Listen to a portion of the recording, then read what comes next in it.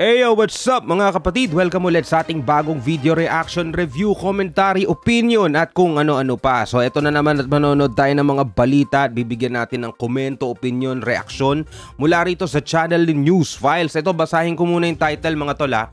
Hala, testigo laban kay General Bantag bumagsak sa polygraph test. Secretary Remulla, General Katapang ginulat. Oo, ito yung lumabas na nagsabing dati daw kasi delikado sila kay Katapang, ngayon daw payapa na. Payapa na daw mga kapatid, no? Ito ang panonoorin natin, pero syempre bago yan, huwag mong kakalimutan na mag-subscribe. Click mo na rin ang notification bell para ma-update ka pag may bago tayong video. So wag na natin patagalin to. Total, wala na rin naman tayong hinihintay na. Panoorin na natin to mga tol. Bumagsak sa polygraph o lie detector test si Rodel Tiaga, ang inmate nga na nagsiwalat na pineke umano ang COVID-19 death ng isang high-profile inmate sa Bilibid. Kinumpirma yan ng News 5 ng isang reliable source. Kahapon isinailalim sa polygraph test si Rodel Tiaga at tinanong sa detalye ng pagkamatay ng mga inmate na si Eugene Chua. Patuloy pang iniimbestigahan ng NBI ang kanyang mga testimonya. Wala pang opisyal na pahayag ang NBI kaugnay sa pagbagsak ni Tiaga sa lie detector test. Samantala, huli agad eh. Hindi man lang pinahaba eh, no? Huli agad eh. Bagsak sa lie detector test. Diba ito yung nire-request ng mga tao, diba? General Bantag, sino pa ba? Ay Remulla, ay Secretary Remulla, diba? Pinag-aan rin nila, no? Lie detector test kung sino ang nagsasabi ng totoo. Sa tingin niyo, no? Sa tingin niyo mga tol, no? Tutuloy natin. Umani ng samot-saring reaksyon at pambabatikos mula sa ating mga kababayan itong si General Katapang ng Bucor. Ito ay unti-unting lumalabas ang katotohanan na planted at planado daw ang ebidensya at di umano ay mga katiwalian na nangyayari sa Bucor na ibinibintang kay General Bantag. Sa panibagong pagharap sa media ni General Katapang, tila hindi niya masyadong napagplanuhang mabuti ang kanyang script kung kaya't nabisto ang mga nauna niyang pahayag na si General Bantag ang may pakana sa mga nasawing preso dyan sa Bilibid. Pero lumabas sa huling investigasyon na ang katotohanan ay ang NCRPO pala ang nasa likod at namamahala dito noong mga panahong yon, kung saan ay kasagsagan pa ng COVID-19 pandemic at sa ilalim pa rin ng mandato ng IATF na binuo ng administrasyon ni dating Pangulong Rodrigo Duterte. Taliwas ito sa naunang pahayag ni Secretary Boying Remulla at General Katapang sa umano'y ibinunyag ng kanilang inmate na testigo na si General Bantag ang nagpapaligpit sa mga namamatay dyan sa loob ng Bilibid at hindi na dumaan sa autopsy o pagsusuri sa mga labi bago ipakremate. Yan, tutulong ngayon ng Bucor. Naku po. Lalong nagkakalintik-lintik. At palalakasin ng reklamo. Anong gagawin nila? Idiin si Bantag. Hahanap tayo ng iba pang mga tsuwariwap dyan sa loob na handang magsinungaling, doldo lahat naman yung mga sinungaling, tapos pare-parehas ng kumpas. Kailangan pare-parehas kayo ng sasabihin. Tinan nyo, i-expect nyo na to sa mga susunod na araw, maniwala kayo. May mga 5, 6, 7 na mga inmates pa na magsasabi na si DG Bantag ang dumali sa mga yan. Pustahan tayo. Pustahan tayo, tinan niyo. Hindi man sinabi ni Katapang na may kinalaman si DJ Bantag kasi hindi naman siya yung dinimanda. Ang dinimanda, yung 22 na CRPO. Pero ang sabi niya, mahina yung kaso. Mantakin mo, NBI ang naghanap ng ebidensya, nagkaso sa mga yun. Mahina. Ibig sabihin, mahina talaga ang DOJ at ang NBI.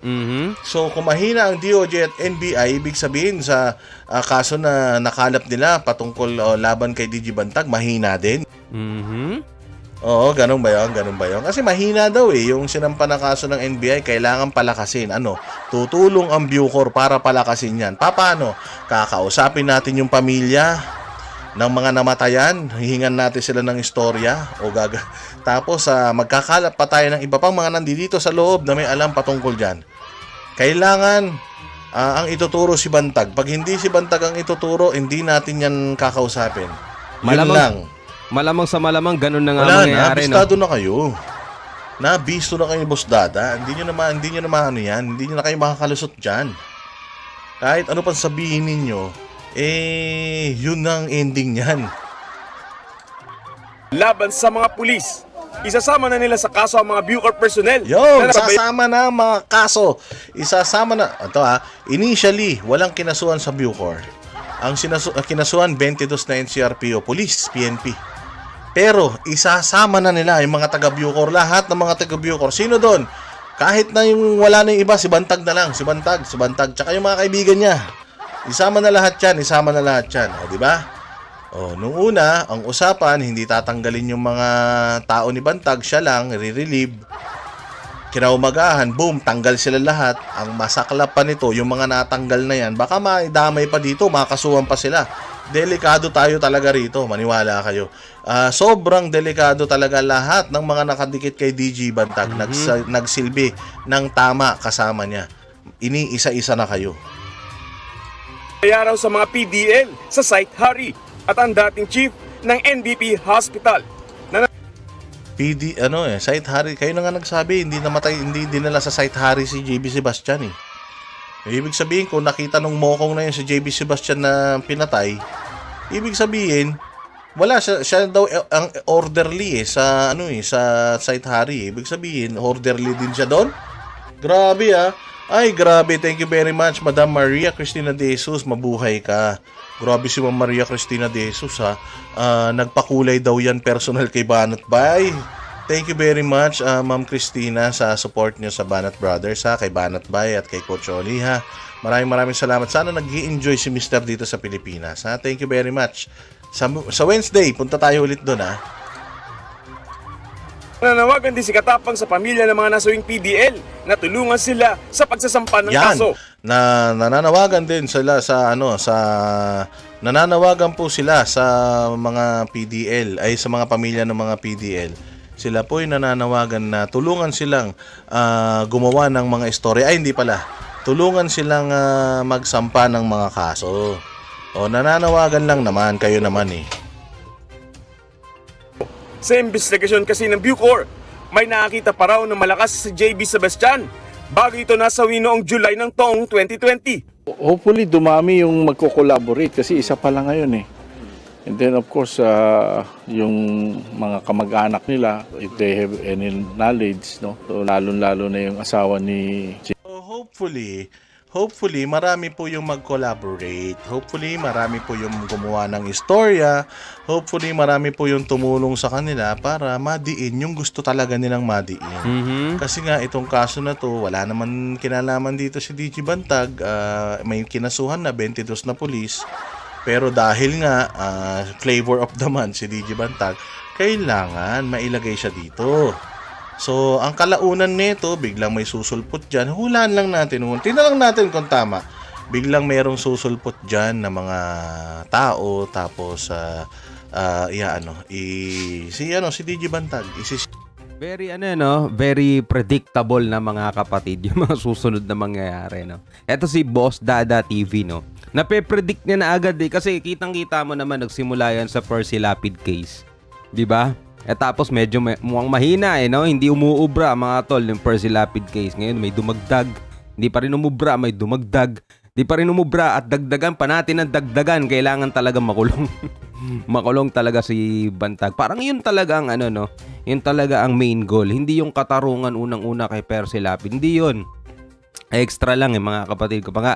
'Di ba maraming nga nagsasabi na si Percy Lapid parang sacrificial lamb mga kapatid. Pero masakit man isipin na nagkaroon pa ng ganung pangyayari para lang sa isang goal na hindi natin alam kung matutuloy o hindi. Yun nga yung makulong si General Bantag. At kulang pa. Kailangan pa dagdagan ng kaso. At eto may lumabas nga isang testigo. Ito. Kaso bumagsak agad sa polygraph test. Paano yan? Di dadagdagan na naman. Gagawa na naman ng panibago mga tol. At yun ang sinasabi rito ni Boss Dada. Pinipredict niya na yung mga susunod na mga mangyayari. Yun daw ang asahan natin. Sabi niya ganun. So tuloy natin. Si ACC. Tapos pati yung mga pamilya niyan, pustahan tayo kung sasali yan dyan. Ganun din mangyayari dyan. Actually, marami na nga akong naririnig noon Sinasabi ng mister ko na si ganito daw, nasaktan sila. Tapos idaan din lahat sa polygraph test. Tignan natin kung makakapasa lahat-lahat. Ganun lang naman yun eh. Tinatakot sila. Mahirap idikit si DJ Bantag dyan. Alam niyo kung bakit? Wala siyang motibo para ipatayin niyang mga yan. Wala.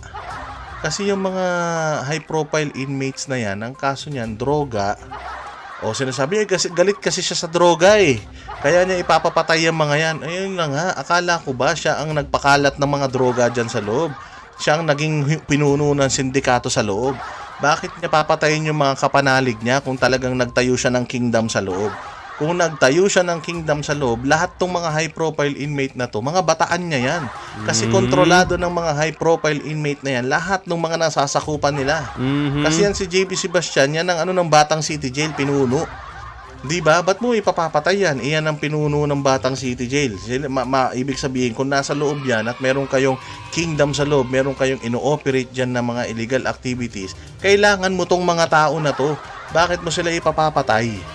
Walang malabo talaga eh. Medyo, kung gusto nyo nang idikit, naku, maniwala kayo. Kailangan nyo talaga ng magaling na direktor. At saka scriptwriter. Kasi, nagkamali kayo, medyo sumobra yung kaninang testigo nyo, nag-adlib. Nakakalimutan niya yung isasagot niya, kaya sinabi niya na tanga. At ikaw na ang pinakatangang Bucor. Di ba? Oh. JB Sebastian, kung pwede siya makapagbigay ng...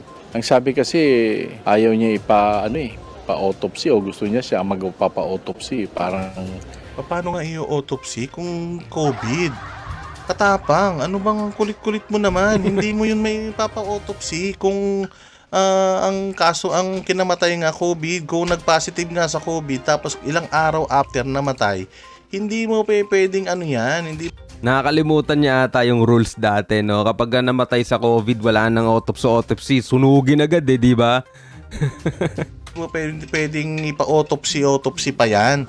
Makakahawa yan, sir. Ano ka ba? Di mo ba naiintindihan yun? Automatic yan. Sunog ka agad yan. Nasa implementing rules and regulation 45572, ganun. Joke only, hindi ko alam yung batas na ginawa nila patungkol dyan sa mga nagpa-positive na yan. Sumasablay si Katapang sa interview niya, no?